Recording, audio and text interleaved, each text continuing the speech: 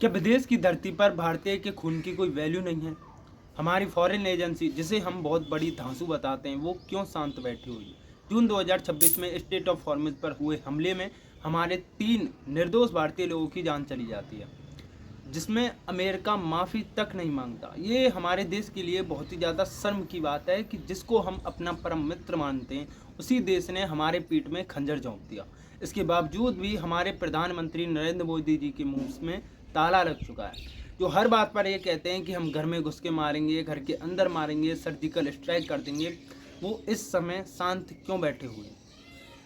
America America का administration कहता है कि हम माफ़ी भी नहीं मांगेंगे और हम G7 समिट में उनसे हाथ मिलाते हुए नजर आ रहे हैं। अगले 6 मिनट की वीडियो में हम बिना डरे सवाल पूछेंगे सरकार से, आखिर सरकार इस समय शांत क्यों बैठी हुई है? पूरी बात को समझिए कि सच क्या है। अमेरिका और ईरान के बीच में चल रहा काफ़ी दिनों से जंग। अमेरिका ने स्टेट ऑफ हॉर्मुज पर ब्लॉक किया हुआ है।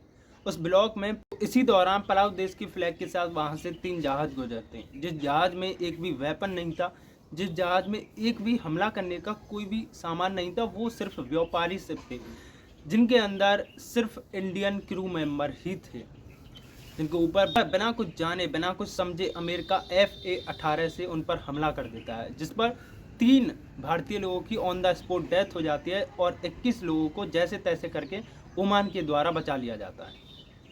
ये वही अमेरिका है जो कुछ दिन पहले इंडिया की बेइज्जती कर रहा था। कभी टैरिफ बढ़ाता है तो कभी कुछ बढ़ा देता है, और इसके दौरान भी हमारी सरकार खामोश बैठी है।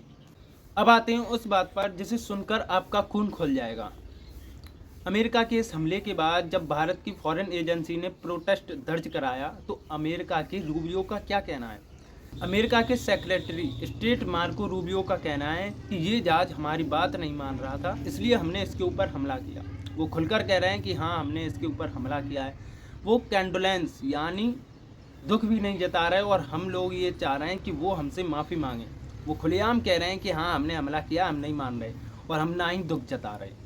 तो माफ़ी मांगने की दूर की बात है, वो इस पर दुख भी नहीं जता रहे। तो ये वही डोनाल्ड ट्रंप है जो कुछ समय पहले भारत को लेकर अजीबो गरीब बयान दे रहा था। क्या इसी को विश्व गुरु कहते हैं?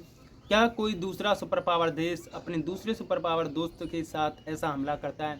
क्या हम इसी को विश्व गुरु कहते हैं? कनाडा का मुद्दा आता है तो हम सामने आके बोलते हैं, जब पाकिस्तान का मुद्दा आता है तो सर्जिकल स्ट्राइक की बात करते हैं, और अमेरिका की बात आती है तो हमारे प्रधानमंत्री नरेंद्र मोदी जी के मुंह पर ताला लग जाता है। आज अपोजिशन के नेता उनसे खुलकर सवाल पूछ रहे हैं कि आप क्यों एक भी बयान नहीं दे पा रहे अमेरिका के विरोध में?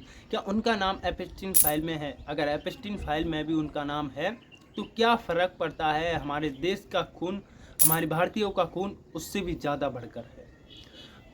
जनता को भाषण नहीं, जनता को एक्शन चाहिए। क्या हम सच में विश्वगुरु हैं? अगर सच में विश्वगुरु हैं और सच में इतनी ज़्यादा ताकतवर हैं, तो उसके राजदूत को सड़क पर खड़ा क्यों नहीं कर सकते? क्यों हम G7 समिट में उनसे हाथ मिलाते नजर आ रहे हैं? प्रधानमंत्री नरेंद्र मोदी अभी G7 समिट में ट्रंप से हाथ मिला रहे हैं। ये वही ट्रंप है जिसकी वजह से हमारे 3 निर्दोष भारतीय लोगों की जान गई, और अभी भी हंसी खुशी करके उनसे हाथ मिला रहे हैं। इटली जैसा देश, स्वीडन जैसा देश अपने एक एक नागरिकों की चिंता के लिए सामने आ जाता है, कूद के पड़ता है, और हम इतनी ज़्यादा पावरफुल होने के बावजूद भी अमेरिका के सामने घुटने टेकने पर मजबूर हैं।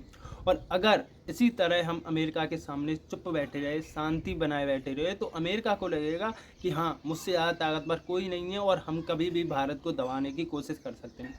अगर मोदी जी आप कुछ भी कहिए, भारत की जनता इतनी ज़्यादा सपोर्टिव जनता है जो हर समय अपने देश के लिए खड़े रहने के लिए तैयार हैं, तब भी आप कुछ नहीं बोल पा रहे, और G7 समिट में आप उसी दरिंदे लोग से हाथ मिला रहे हैं जिसकी वजह से आज 3 भारतीय लोगों की जान गई, निर्दोष लोगों की जान गई।